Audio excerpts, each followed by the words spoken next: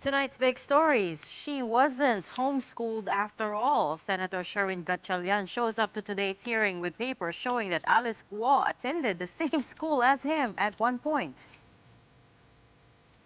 Also at today's hearing, Pagcor confirms that former Duterte spokesman Harry Roque was the legal head of the raided POGO hub in Porac, Pampanga. We'll get more details from Pagcor Chairman Al Tengco later on in the show. And Gilas Filipinas is back home after their memorable run at the FIBA Olympic qualifying tournament in Riga, Latvia. We'll take a look back and analyze Gilas's campaign with head coach Tim Cohn later in the show. Good evening. Welcome to the show. I'm Regina. I'm Gretchen Ho. And I'm Shawn. Maybe there was never a teacher Rubilin after all, nor a farm. To say that today's Senate hearing was eventful is kind of understating it. It was long? It was long. Today's 5-hour-long Senate hearing on POGO showed that's some of the things that we learned from today's 5-hour-long Senate hearing on POGOs and of Alice Guo's role in all of it. Senator Win Gatchalian brought documents showing Guo Huaping studied at Grace Christian High School, the senator's alma mater, in fact, from grades 1 to 3. Gatchalian also showed an alien certificate of registration indicating Guo's mother is Lin Wenyi and not a certain Amelia Leal Guo as she claimed. But for the second time, Mayor Guo snubbed the Senate hearing, prompting Senator Risa Ontiveros to cite her in contempt. Mayan Los Baños has the big story tonight. Turns out, maybe there was no teacher Rubilin after all. At today's Senate hearing on POGOs, Senator Win Gatchalian presented copies of suspended Mayor Alice Guo's alleged school records, which, if proven to be true, would mean she lied about being homeschooled. What was more surprising was that Guo supposedly went to the same school as Gatchalian, Grace Christian High School in Quezon City. Nag-aral ho talaga ho siya. No? And nung natatandaan ko sa school ho namin, walang farm ho doon. Puro building ho. And ito yung kanyang school records. Next will be the, in-attach ho kasi pag nag-enroll ka, meron kang mga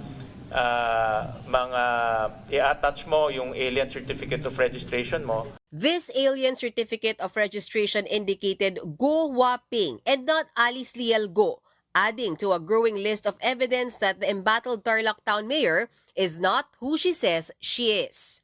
But as widely expected, Guo was again a no-show at today's hearing.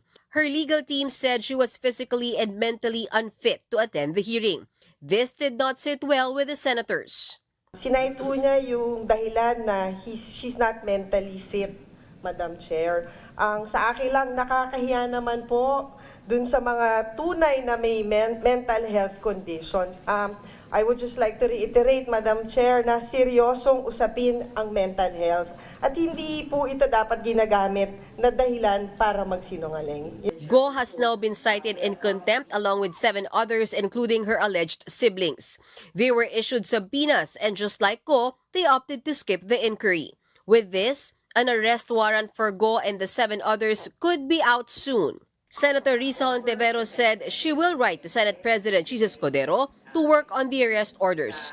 Once arrest warrants are out, the Bureau of Immigration will be compelled to issue whole departure orders to prevent them from leaving the country. The Bureau said that so far there has been no record yet of Alice Guo leaving the country. Guo's camp has now filed a petition for certiorari at the Supreme Court, seeking to scrap the subpoena issued against her and to prevent the Senate from forcing her to attend future hearings. At today's hearing, the spotlight also turned to Porac Mayor Jaime Capil after it was found that the CIDG Pampanga team had already flagged the illegal activities happening in Lucky South 99 even before the raids conducted. Hindi po nakarating sa akin yung sulat. Kung nakarating lamang po sa akin, di po namin na-actionan yan. As early as 2021, meron na hong red flag. Hindi nyo lang ho nabasa. Lahat ng pinapadala yung dokumento sa amin, lahat ho yan afterthought na lang kasi nangyari na eh. Ginagawa nyo na lang ng justification yung hindi nyo ginawang trabaho. The hearing also took another turn when the name Michael Yang came up. He was linked to one of the incorporators of POGO service provider Brick Hearts. Recall that Yang was previously implicated in the family scandal, which was investigated by the Senate Blue Ribbon Committee. The Senate hearings on POGOs continue in the days to come. For News 5, Mean Los Baños, we are One News. And again, the interesting bit of detail there, in case it wasn't captured in Senator Gatchalian's thought, was that grades 1 to 3 from 2000 and 2003 is what his documents showed, is when Guo went to Grace Christian. He also added one to that, three. as time passes and of course this whole hearing, this whole issue has been in the headlines, a lot of people are actually volunteering information, which is how he stumbled upon this Grace Christian one. Maybe we'll know what happened after grade 3. Somebody volunteers another piece of But the point is she information. wasn't homeschooled, and she lied about that point. Yes. If Indeed that she is Guo Huaping, as her fingerprints. as far as the supposed- Senate is concerned, they are one and the same person. Alice Baka di Guo naalala and yung Guo grades 1 to Huaping. 3. Inaalala ko naman yung grades 1 to 3. So, Tsaka hello, kung grades 1 to 3 siya, yun nga yung pinopoint out ko is that, Alice Guo was born in 1986, but Guo Huaping was born in 1990. Either way, she'd be overage for grade 1. Parang 10 years old I na don't yata know. siya. I'm just wondering, is Teacher Rubelin even real at this point? Well, the jury's still out on that. But, as you have said, a lot of bombs or bombshells were dropped at that hearing. And there was another one, in fact, at today's hearing. Pagcor Chief Al Tengco revealed that it was former presidential spokesperson Harry Roque who was lawyering for the raided POGO operator Lucky South 99. Chairman Tengco presented a copy of Lucky South 99's organization chart, which designated Roque as its legal head. Tengco said Roque went to his office in July of last year for help settling the unpaid arrears of the firm. In total, Roque contacted Pagcor about 5 times, though he never pressured the Pagcor officials. 5 times po siya tumawag. Nagtatanong lang naman po siya kung ano po yung mga lacking documents na kailangan pang i-comply. Then sinendan ko po siya ng listahan kung ano pa po yung kailangan nilang i-comply at nag-reply po siya doon ng salamat. Noong May 14, 2024 po, in-inform ko po siya ng decision po namin na i-deny yung application ng Lucky South because nakakita na po talaga kami ng reason para po hindi na po talaga sila bigyan ng lisensya at that time. On record, wala namang hindi siya nagsabi na dapat bigyan nyo ng permit, walang ganung demand. As for me, ma'am, wala po talaga. Lagi lang po siyang please or thank you, ganun lang naman po. Sa akin din po, Yes, ganun, Chair Senator Tengco. Binay. Hindi po siya naman namamwersa, nakikiusap po siya. At very light po naman ang mga conversation namin. Roque quickly responded with a video message posted on social media, denying that he is the legal head of Lucky South. Roque does represent Whirlwind Corporation, though, the firm that leased its property to Lucky South. He insists that he only extended help to Lucky South out of goodwill. Pero malinaw po nung panahon ng pagmi-meeting namin ng July 2023, hindi po illegal ang Lucky South. Kaya hindi po pwede na ako'y naglabi sa isang illegal na POGO. Para naman po maging ebidensya ang organizational chart na yan sa aking pagiging legal counsel sa Lucky Star, dapat nyo naman pakita na number 1, na ako'y may kinalaman doon sa pagsumite ng organizational chart na yan. O di naman kaya ako'y pumayag na ilagay ang pangalan ko dyan. Gaya ng sinabi ko po sa media, hindi ko po alam kung bakit nandyan ang pangalan ko. Still, Senator Risa Ontiveros, who has been leading this investigation, says it's proof that Roque lied. Ito'y hindi naman usapin lang ng irregularity, pero truthfulness. Kasi sinasabi niya sa publiko, sa pamamagitan ninyo, sa media, na abogado lang daw siya ng Whirlwind, yung may-ari ng lupa. Pero mismong ang organizational chart ng Lucky South 99 at mismong yung pakikipagpulong niya kay Pagcor Chair Tengco ay bilang abogado ng Lucky South 99. Pero he can do that po as a private practitioner. And if he knew that he could do that, bakit siya nagsinungaling? Michael Yang, aside from being mentioned at today's Senate hearing on POGOs, believe it or not, was also being investigated at the same time at the lower house. Yang was once the economic advisor of former President Rodrigo Duterte. Today, the House Committee on Dangerous Drugs was looking into the multi-billion peso Shabu haul seized in Mexico, in Pampanga, and in Subic Bay on different occasions. Yang was implicated because lawmakers discovered that Empire 999, which owned the warehouse where the drugs were being seized, listed as a co-owner a certain Lincoln Ong. And if you may recall, Ong and Yang were investigated by the Senate Blue Ribbon in 2022 over the Farmally scandal. And indeed, Senator Hontiveros believes the Tarlac Pogo issue may be connected to Farmally. Yung naikonekta o naiko-connecta namin ang dating Farmally investigation dito sa kasalukuyang investigasyon laban sa mga POGO is not necessarily a new matter about the Farmally scam, pero mukhang Farmally group ito, same cast of characters. Kaya napakahalagang we get to the root of it dahil mukhang itong grupong ito, itong Farmally group, ay posibleng nandun nga sa roots ng problema natin sa POGO. Tingnan natin saan tayo dadali ng ebidensya kung this time around makokonekta yung dotted lines hanggang kay Duterte. Because he has repeatedly snubbed the hearings, Yang has now also been cited in contempt by the House Committee on Dangerous Drugs. But lawmakers say, based on records, it seems Yang left Manila for Dubai last May 12. Here to talk to us more about today's hearing, we have with us on the show Pagcor Chair and CEO Al Tengco. I believe that's right, he joins us on the line. Chair Tengco, thanks for taking time out for us. I understand you're at a wedding, at an event. Nasa isang event lang po. I don't know, who am I speaking to? Tumakas ka lang. You're speaking to Regina, Gretchen, and Shawn. Magandang gabi, Regina, Gretchen, and Shawn. Good evening, Chairman. Right. Good evening. So first things first, you attended today's hearing, but before that, you made headlines for saying that there was a former high-ranking cabinet official that was lobbying for POGOs. And then today, you started mentioning former spokesperson Harry Roque. Can I just confirm that this is the same former high-level cabinet official under Duterte that you were referring to that was lobbying for POGOs? Yes, I can confirm that.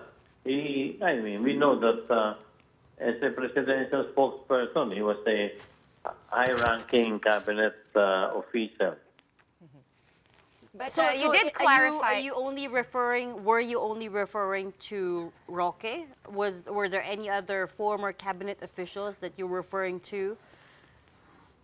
No, I was not referring to anyone else except Secretary Roque.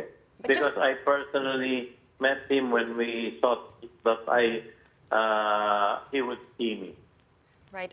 Chairman Tengco, I did listen to the entire 5-hour hearing, and you were there the entire time as well. I'll just clarify because you were very clear earlier that when Harry Roque approached you for that meeting, that was July of last year. He was no longer in the position of being the palace spokesperson. You and your colleague also from Pagcor did clarify that he was not pressuring you. Just to be clear about that. Yes, I would like to be clear. In fact, I had manifested with the Senate hearing this morning that former Secretary Roque did not pressure me or my colleague to issue a license to the company he was helping. You're also quite clear about your stance on POGOs. You did say that you are in favor of a heavier regulation opposed to a total ban, which some officials have put forth. May I ask, Chairman Tengco, where does the President stand on this issue? Is he more inclined to regulate them a lot more strictly, or is he inclined to ban them completely? I don't want to. Honestly, I I don't want to preempt whatever decision he will be making. However, what I know is that he, together with his staff, they're already studying what decision should be made Okay. regarding the matter. Chair, you mentioned that this former cabinet official, which you have confirmed that is former presidential spokesperson Harry Roque, lobbied for some illegal POGOs, meaning hindi lang po isa, meron pa po bang... Hindi ko po sinabing some. Ang sabi ko lang po, ang totoo po, maybe I was also misquoted or whatever, but very clear in this morning, I narrated what truly transpired. Okay. And what the mood of the conversation was. The defense That's of... official po. The defense of the former spokesperson is that he was actually representing Whirlwind Corporation and he was just helping out Lucky South 99. There is no official retaining relationship between him and Lucky South 99. Apart from an organizational chart, do you have other pieces of evidence that you can use to confirm that he is legal counsel of Lucky South 99? Ma'am, as was shown in the draft of the organizational chart of the company, this was attached to the reapplication for the renewal of their license or the application for the renewal of their license. Yun po ang nakalagay. And that was submitted to Pagcor, and apparently the Senate committee has also copies of it. So I honestly do not know because we are banking on two stories. But officially, nandun po sa organizational chart, yung buong pangalan niya, Harry Roque, hindi naman, I don't, at nakalagay po doon, legal, yun po yung back. So, doon lang po siguro nagmumula yung kwentuhan yun. Ngayon sa Pagcor po, very clear when the application for the renewal of their license was submitted, that was also part of the attachment in the documents that were submitted by the applicant company. Nung nagpresenta siya sa inyo, Chairman Tengco, no, na makipag-meet nga para makipag-usap nung July last year, ano po yung, kumbaga, ginamit niyang title or assignation? Did he say, ako yung legal representative? Wala po. Okay. Natanong din po kanina yun. He just said, I am here to help a client. Okay. You referred to At as ito'y naloko. I narrated everything. Naloko daw ng certain Mr. Dennis Conan, ganyan-ganyan. O nakinig po tayo. At as I said, he did not pressure, nor did he pressure even my colleague. But when he went to see you in July 2023, he was with that client who was Cassandra Leong, right? Yes, ma'am. Yes, ma'am. What else do you know about Cassandra Leong and what was she like? Well, she mentioned that she was 18 then, so I suppose around 19, and then today she's about 23. I mean, she's a young woman who claims she is the one representing because she would not be there if she was not maybe representing either the principal or she was a principal herself, no? So I didn't have to ask her what she narrated, and the mere fact that she said that I'm going to pay, I've authorized payment, and it's ongoing right now. And when I checked, it really happened na nakapagbayad po sila ng 203,000 out of the more or less 500,000 na utang nila. Sa akin po, nakita ko, may businesswoman. She never mentioned about 45 buildings. She never mentioned about thousands of whatever. As far as you know, was Cassandra Leong Filipino? Marunong siya mag-Tagalog? Marunong po mag-Tagalog. So she was speaking to you in Tagalog? English Tagalog po. Okay. But the fact that she was very young, in your 20s, as you said, never raised any red flags, never raised any alarm bells? Honestly, hindi na po. But as we were going through the documents, we had already certain inklings na hindi dapat pagbigyan. And that is the reason why we did not renew the license. What were the issues that you saw? Nakita na namin.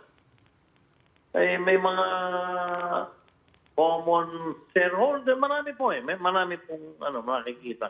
Pero at that point, yes. right. Pero at that point, Chairman, nung nakipag-meet siya sa'yo, it was supposedly, as you mentioned earlier, to settle itong ang arrears of 500,000 pesos. Dollars. At Dollars.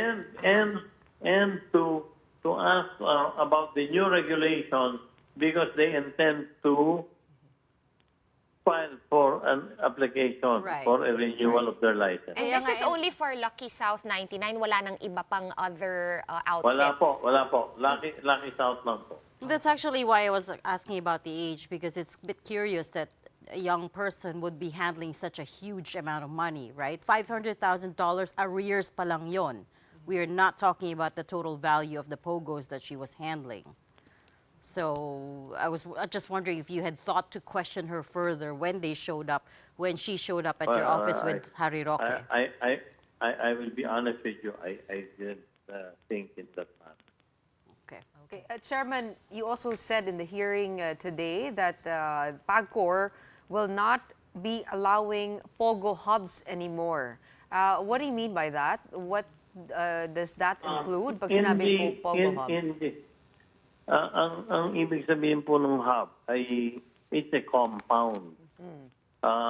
You can apply to become a POGO hub operator, and that will mean that you will have a big property, and that property you will build multiple buildings that can house operators. Okay, Chairman, apart from... Right, go ahead. So, ang amin pong pinag-aralan na, we will not allow na, we will take out of the classification yung pong hub. Hindi na po kami mag-i-issue at hindi na po kami mag-i-issue ng bagong lisensya sa mga hub. Okay. That's starting now? Oh, yes. We have not. Actually, we have not since I assumed office. But I want to make it official by deleting it in the possible licenses that they will apply for. Okay, bukod So dun sa... what will happen to all the existing hubs that are legal naman, that have papers? You're gonna force them to... Wala po. Iisa na lang po ang hub, ma'am. Hindi po what happens to many. Iisa na lang po because may mga nasara na po kaming hub. So, ang natitira na lang po ay isa na lamang. So, all they will have to do is be site-specific. O, Building A. O, yun na, may lisensya, Building A. O, yung Building B, bakante. Kasi po pag hub, bakante o hindi, may lisensya po yan. Pwedeng kung may nangyayari na dyan na hindi nyo nakikita. Chairman, matanong ko lang, no, bukod sa pagbabawal sa mga POGO hubs and limiting them to like specific structures in terms of yung real estate na i-occupy nila, ano pa po yung mga nakikita ninyong mga pagbabago? We understand na marami na kayong binago in terms of rules and regulations and compliance ng mga POGOs para lang makakuha ng lisensya. Pero moving forward, since ang dami pa ring lumilitaw no, na kung ano-ano because of this series of hearings, are you looking at making more changes down the line? Oh yeah, I had mentioned earlier, number one, we beef up our number of persons, but we intend to now put Pagcor representatives or assign Pagcor representatives 24/7 to this license company. Okay. Right, Chair. Number two, bawal na yung gated na mga hub-hub. Kailangan ngayon, like a building, yes, you can have an access. Number three, isa pong pagkukulang ng Pagcor ay we were not coordinating with the respective provincial government. Kasi po, ang requirement is a municipal or a city law, no? Ngayon po, because meron palang kamukha ng province of Tarlac, last year pa po pala sila yung nakapag-ban na ng POGO, hindi po namin din alam yon. Meron naman pong lono sa banba na binigay sa amin, or binigay doon sa nakarang administrasyon, binigyan nila ng lisensya yon. Ngayon po, nakita na may pagkukulang kami, we will now have to require both the nod of the municipal or city government and that of the provincial government. Okay. Ibig sabihin po, yung magkakaroon po ng gaps in communication, tama po ba? Sabi rin Yes, po, maliwanag po yun. And I would say sa pagkukulang, isang weakness po namin yun. And I commit to correct that weakness of ours. All right. Chairman, as regulator and enforcer, you have a huge responsibility when it comes to this problem. Because we are conducting the hearings in aid of legislation, what changes would you like to see? What help would you like to receive in terms of being able to crack down on this more effectively? Dahil medyo delikado po, Opo. ang nababanggit po ng mga nag-iimbestiga dito, yung safety po nila ay nako-compromise. Paano po kaya mapapabuti at mapapatindi? Ang sabi ko nga po talaga, malaki po ang magiging responsibilidad ng ating law enforcement agency. Dahil knowing that meron pong mga illegal na nakakalat, talagang dapat po puspusan nilang hanapin yung mga yan para mahulit mahinto na. As I mentioned, out of the 298, we only approved the 46, of which 3 are suspended at the moment, so 43 na lang. So may 250 pong dating may lisensya na ngayon ay wala na o illegal na nakakalat sa buong Pilipinas. Okay, pag sinabi po natin, Sigurado po ako doon. pag sinabi po nating law enforcement agency, sino po yung pinaka-inaasahan ng Pagcor? Well, nandiyan na po ang kombinasyon ng Philippine National Police, nandiyan na po ang tumutulong din po ang segment kuminsan ng ISAP, tumutulong po ang NBI, tumutulong po ang CIDG. So in short, kailangan po talaga sama-samang makapag-coordinate. Yun ang palakasin para may exchange of information. Speaking of information, would you have more information on the gas vent incinerators found? Kung saan daw po ay reportedly nakikremate daw po yung mga employees. Tama po ba yun? I heard the same thing, but I have not read nor seen an official report. I do not want to comment on the matter. All right. Okay, fair enough. Well, thank you so much for taking the time out of your event to join us tonight and to clarify certain things that cropped up earlier today in the Senate hearing. Pagcor Chairman and CEO Al Tengco on the line. Thank you. Up next, the Gilas men are back after that memorable Fiba Olympic qualifying tournament stint. After the break, we will be speaking with head coach Tim Cohn about their recent performance and what's next for the team. Don't miss that. Keep it here on One News.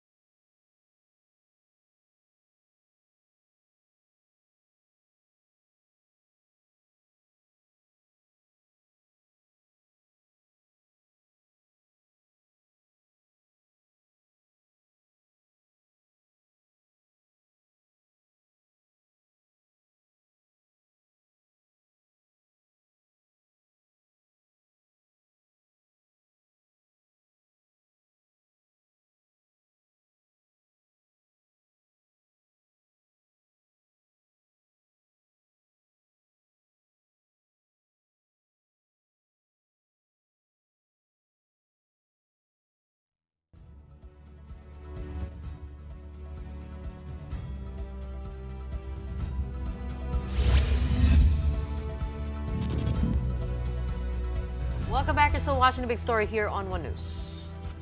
Gilas Filipinas is back in the Philippines after their momentous campaign at the Fiba Olympic qualifying tournament in Riga, Latvia. The Gilas men arrived in the country just past midnight, where they were greeted by fans and the media at the NAIA. In their Fiba OQT run, Gilas defeated world number 6 Latvia and secured a semifinal berth after their close defeat to Brazil. However, the Philippines saw its dream run come to an end after being ousted by Brazil in the knockout semis, losing big man Quezon. Qualifying tournament. We have tonight Coach Tim Cone himself. Good evening, Coach. Thank you so much for joining us tonight. Been an honor. Been a tough trip, but back safe, and now we're finally ready to talk about it. I guess we were kind of ignoring all the texts and stuff during the tournament, but now it's time to talk. Oh wow, we're so honored you're talking to us first. I know, Coach. I just want to go through some of the highlights that your team has achieved in the recent performance, winning against Latvia, world number 6. Losing by 2 to Georgia, world number 23. You led by 6 against Brazil at the half. They were the eventual winners of this tournament. And I know you kind of hate being, just being happy with some highlights. You really wanted to win this one. But I just want to know where you're at right now. Well, I'm incredibly disappointed. I'm disappointed for the players. I'm disappointed for the country. It's funny. We went there with. I'm not sure what our expectations were. We really wanted to just prove that we could play with the European teams, and we knew we'd done well in the Asian games. We know we could handle Asian teams, but the next step up for us was to play against the European teams and see if we could step up against them. And we did. And then once we did, once we beat Latvia and competed against Georgia, the game we could have won. We could have put it into overtime and won, but we didn't on purpose so that we can make sure that we got to the semifinals. But after that, we really wanted to win the tournament. We really felt that we had a chance to win the tournament. So losing to Brazil at the end was very disappointing for all of us. Shattered all of our dreams, and that's always tough. But as I told the players, this really isn't the end. The ending at this particular tournament was bad, but it's not really the end. It's a really good beginning for us as we continue this quest over the next 4 years to the World Cup. As Gretchen mentioned, Coach, in the game against Brazil, we were all at the edge of our seats. The Gilas men, your men were leading up until the half. What happened there after you came from the break? After you came back from the break? Well, honestly, I think we're just a little worn down. I think there's a lot. There's so many hindsights. There's so many coulda, woulda, shoulda. You look back on it, and at the time. We felt comfortable leading them by 6 points, but we also said at halftime that we had made a lot of tough shots and Brazil had missed a lot of open shots. And if we didn't change that in the second half, they were going to take us apart. And it turned out to be prophetic. Hitting their shots. We continued to take tough shots and miss them. There's so many what ifs. What if Kai hadn't been injured? What if we had Scotty and AJ Edu and Jamie Malonzo with us? Those things always go through your minds. But the bottom line was, I felt at halftime, Junmar was really, really worn down already at halftime. You remember it was his third game in 4 days, and he was playing. They were rotating 2 6'11" guys, big, strong guys against him, and really physically up with him. And I think we just got out physical in the second half. And we look back on it, and you think, okay, we could have done this, we could have done that, we could have gone to a smaller lineup. So many things we could have done. And the problem in this tournament is that you don't have a second chance. And that's one of the things we talked about. You got to do it right the first time. In the PBA, in the pro leagues, you play a series. You have a best of 3, a best of 5, a best of 7. So it doesn't work out that night, unless it's game 7, you got another shot at it. But in this tournament, you don't. You got to be at your best every night. And we just had a really, really bad quarter where we just kind of all panicked together, me included, and we saw it slip away, and we can just never recover. Okay, Coach Tim, you didn't have a lot of guys, like you mentioned, a lot of injured ones not being able to play. Then we lost Kai after the Georgia game. Moving forward, are you looking to deepen the pool just to ensure, rotation, sufficient rotation in case of any untoward accidents or injuries? Well, first of all, with Kai getting injured, there's no one who can step in for Kai.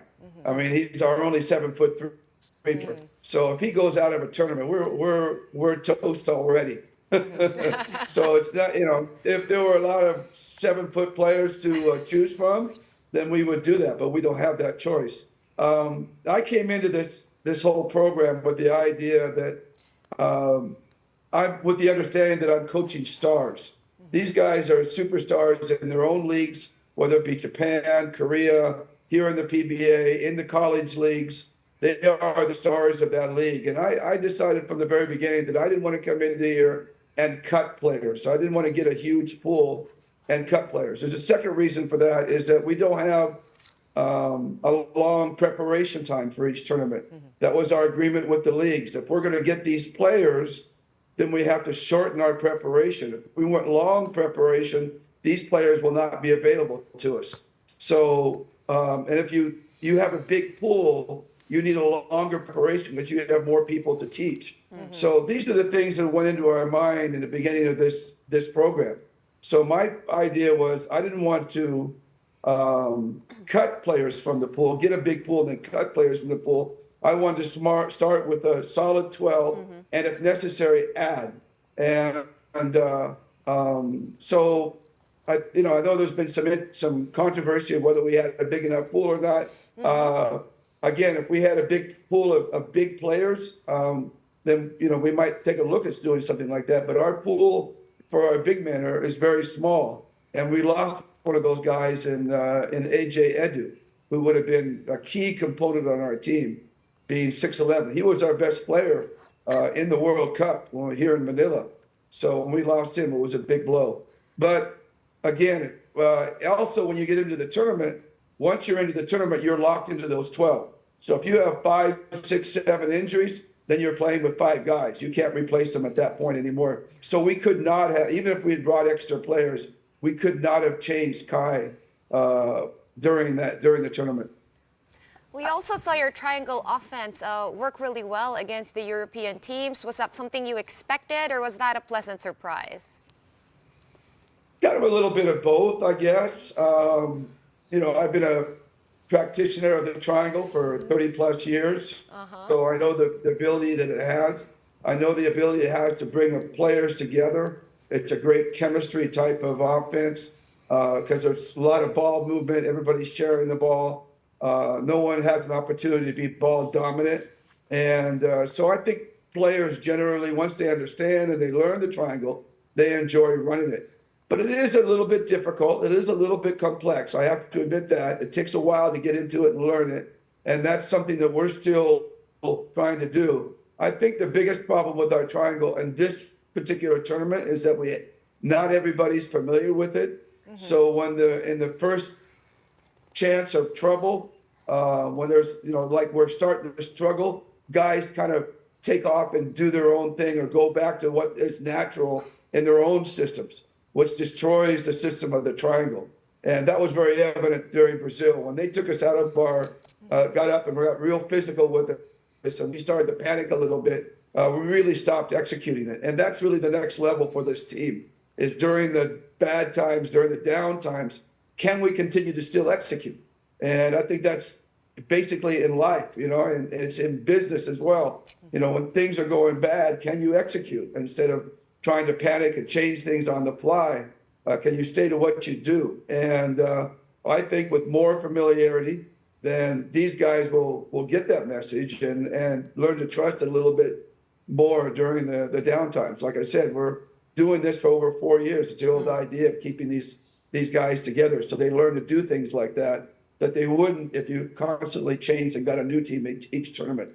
Well, Coach, I know you're very much well aware now of the limitations of your set of players in terms of how much time they can give to the Gilas program, as well as how and what it takes to train for a tournament such as FIBA. Professional players know that training for a long season in the PBA or in the NBA is different from training for FIBA. And given what we've seen and given your desire to have your players execute when the pressure is on, what are your asks and how do you think you'd want to adjust the training in order to develop those skill sets that you're looking for to perform with short turnarounds and short recovery periods in between games? Oh, that's a really good question, Gretchen. It comes back to that issue again, at least pre-tournament. It comes back to that issue again. If you're going to get the players that you want and the best players in the country, and I think that's one of the things we proved in this tournament, that if you're going to perform, you need the best players in your country. If you're going to perform at a world stage, you can't bring a developmental team that's made up of college players or lesser pros and hope that they develop over time and get there, because you're just going to constantly be developing and you don't even know which players are really going to be your best players overall, 3 or 4 or 5 years from now. And I think that honestly, our country is too passionate in their basketball to wait 3 or 4 years for a team to mature and get better.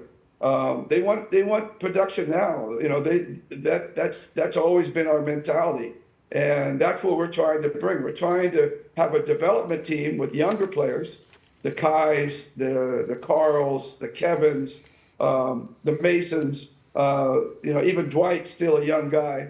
Those are the guys that are helping develop the team over a period of time. But we also have the veterans like Junmar and Justin himself, Newsom. Those guys are the guys that are the veteran players, and they're going to help us win now. And I think there's got to be a balance there of development and winning now to basically to satisfy the powers that be. And the powers that be are the ones who support the program and the fans and the countrymen of that support the team. So I think there's two things that go on there. So for us to have the best team, best players, it really limits our preparation time. The finals of the last PBA conference finished 3 days before we started our preparation, and it was only 10 days of preparation for this particular tournament. So, if we had practiced a week or two before that, we would have been missing New and CJ and Jumar. And obviously, Jumar and New and CJ are irreplaceable. So, to me, this is really the only way. There's always going to be limitations, but this is the only way that I see personally, and that it's a vision that's been shared with Alp and Lilio and Erica D. That this is the way that we can find some success and still develop the team and reach that goal of getting to the LA Olympics through the World Cup. Well, Coach, I think it's great what you're doing, having the best players in the country buy in to the system, having them invest not just in a year, but several years leading to the World Cup. And we do hope you'd be able to get a solid roster, a deep bench, and more time with those players. We'll let you rest for now. We do want more conversation time with you, but our time has run out. Thank you so much for joining us tonight. Also, don't forget, 2 wins away from a Paris Olympics ticket. That's nothing to be ashamed Nothing to of, scoff right? at. Yeah, we are very proud. I know Coach Tim Cohn, he hates those moral wins. That's a big disappointment. When you say 2 wins from the Paris, I mean, like I said, when we got there, we really wanted to win it. All right, let's reframe it. You left 2 days later than you expected. So see, you Yes, overshot your own expectations already. Took a longer trip to get home, too. Well, Coach, we will wait another 3 more years, I think, till we see the best of the best of this program happen. Thank you so much for joining us tonight. Congratulations for a memorable FIBA OQT run. We have on the show tonight Coach Tim Cone. President Marcos has openly dared the fugitive Apollo Quiboloy to show up and face the music. Ria Fernandez Obina has that story. Bakit hindi? Bakit hindi? They want to help us bring a fugitive to justice. That's President Bongbong Marcos' response to Pastor Apollo Quiboloy's camp after they questioned the Interior Department's acceptance of help from private individuals to complete the 10 million peso reward money for the pastor's arrest. Quiboloy is facing charges of child abuse and exploitation and human trafficking. His legal counsel, Attorney Ferdinand Topacio, first asserted that the reward should be taken from government funds and should not come from private individuals. Topacio added that the DILG needs to disclose who provided the reward money. Dapat po malaman natin ang motibasyon ng mga taong yan kung bakit parang pinapauna nila yung warrant ni Pastor Quiboloy sa napakalaking pabuya when there are other persons accused of equally grave or even graver offenses na hindi naman ganyan kalaki ang pabuya. But President Marcos doesn't see anything wrong with offering the reward. He is a fugitive. He is hiding from the law. Now, if there are private citizens who want to assist the government in that effort to bring him to justice, I do not see what is any. So he can question their motives as much as they want. With that, the president leaves this challenge for Quiboloy. But magpakita siya. I question his motives. Let me question his motives. Bakit lagi kaming kine-question? Sinusundan lang namin ang batas. Sundin din niya ang batas. Quiboloy's camp earlier stated that the pastor has no intention of surrendering as they believe the justice system in the country isn't functioning properly. Former President Rodrigo Duterte also previously said that he knows where Quiboloy is but chose to keep it a secret. The Justice Department has since issued a warning, reminding the public of their duty to cooperate with authorities, especially if they have information about a fugitive. Otherwise, they could be considered guilty of obstruction of justice. The PNP is also studying whether Duterte may have any liability in this matter. But according to former presidential spokesperson Attorney Salvador Panelo, the statement of former President Duterte is, quote, at best a joke for which he is known for, or pulling the leg of the inquiring reporter. For News 5, Ria Fernandez, We Are One News. President Marcos was speaking at Rodriguez Rizal, where he led the impounding process ceremony of the Upper Wawa Dam. This ceremony follows the completion of the second component of the Wawa bulk water supply project worth 26.5 billion pesos. This means the Upper Wawa Dam is now partly operational. The dam will now be able to increase Metro Manila's water supply to around 80 million liters per day. But once it starts its full operations by end 2025, it will be able to supply up to 438 million liters of water daily. This will benefit up to 3.5 million Metro Manila residents within the service area of Manila Water. The president lauded the speedy development of the dam, which he described as an important step in ensuring water security in the capital. It is commendable that it was completed with remarkable speed despite the COVID-19 pandemic, which slowed down the progress of projects and industries during the time that this was being built. Right, so let's move on over to the topic of brief tenures. Newly installed Davao City Police Chief Colonel Lito Patay has been relieved just hours after assuming his post. Patay assumed his new role this morning at 8 a.m., but after around 4 hours, he reportedly received a call from Camp Crame telling him that he has been relieved. Patay was supposedly in the middle of a command conference with his new station commanders when he received the phone call. After the removal of several officers of the Davao City Police, including its acting director, Rolindo Sugilon. Speaking to our sister program Storycon yesterday, ICC Assistant to Counsel Cristina Conti expressed concern over Patay's appointment, saying that Patay was one of the worst recorded violators during the war on drugs. Patay was a member of the so-called Davao Boys, a group of policemen who were brought to the capital to supposedly enforce the Duterte drug war. Patay will now be replaced by Police Colonel Hansel Marantan. Patay will be reassigned as Chief of Regional Operations Division of PRO 11. And just before we go, we've got our big soundbite from the President himself to go with our big picture last night. And here's Lisa is their aunt. Dahil ang kanyang auntie ay napangasawa si Don Pepe na the eldest brother of Cory. So they are related. Kaya't hindi naman nakakapagtaka. Kilalang-kilala niya yung mga pamangkin niya. I think it was a very fine gesture on the part of the Aquino family. I think it was it sort of, I suppose, put a little more how do you say, personal, a human interaction between our families. We have always been okay. We just don't agree politically. So yes, actually yesterday when we presented the photo from First we were Lady, talking about why everyone is I forgot to mention this one big a buzz fact. about it. Right. So actually the tita of First Lady, so the sister of First Lady Liza's mom is actually married to a Cojuangco. Sari Cacho. So she is married to a Cojuangco who unfortunately has passed away maybe some 10, 12 years ago.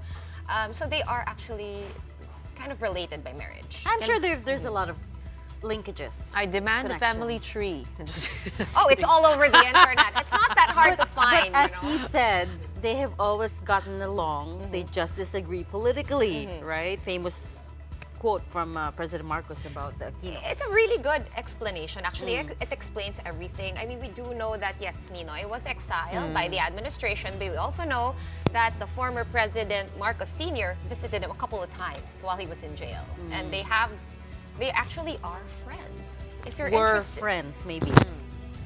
They, I don't know if there are. well, neither of them are around to correct us. But the point is, the president himself doesn't see much of a big deal over the sons of Chris Aquino visiting the they first brought lady. pasalubong because they para asked sa kanya for help. he was probably a bit surprised why all the media fussed around it.